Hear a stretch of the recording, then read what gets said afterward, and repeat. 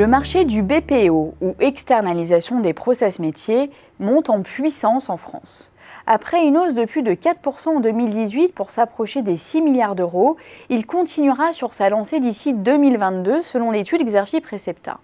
Il est clair que le marché bénéficie de solides moteurs structurels. Je pense à la poursuite du développement technologique, à une réglementation porteuse, en particulier en matière de dématérialisation, à la structuration progressive de l'offre ou encore à l'amélioration de la situation des donneurs d'ordre. Illustration de la maturation progressive du marché français du BPO, les opérations de fusion-acquisition se sont multipliées.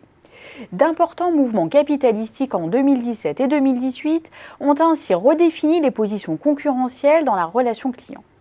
À titre d'exemple, Téléperformance a mis la main sur la société indienne Intelnet, tandis que WebHelp a racheté Runway BPO et surtout Sell by Tel.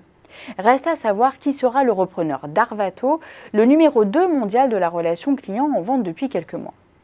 Dans ce contexte, le jeu concurrentiel et les positions sont loin d'être figés. La croissance externe devrait persister sous l'impulsion des poids lourds tels que les ESN, les spécialistes de la relation client ou encore les acteurs de la gestion documentaire.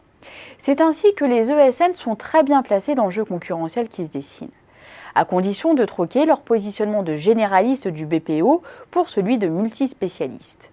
Quant aux centres de contact, acteurs parmi les plus dynamiques, ils ne manquent pas d'ambition. Il leur faudra toutefois se défaire de leur image de cost killers pour devenir de véritables créateurs de valeur pour leurs clients. Idem pour les acteurs des achats.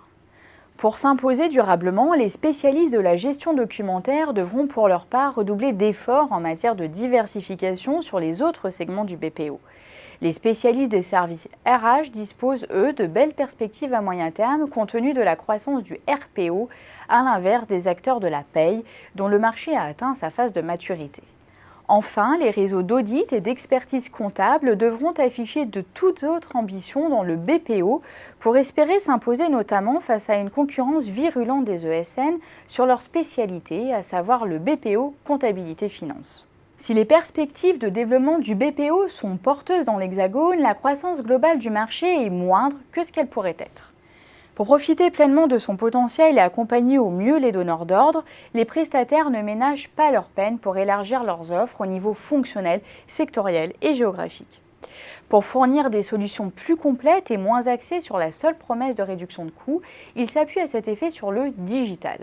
Compte tenu de la réticence encore importante des entreprises françaises au BPO, l'international reste un relais de croissance pertinent. Enfin, si le savoir-faire est indispensable, le faire savoir l'est tout autant. Les acteurs du BPO doivent donc élaborer un discours audible et rassurant, tout en développant leur marque employeur.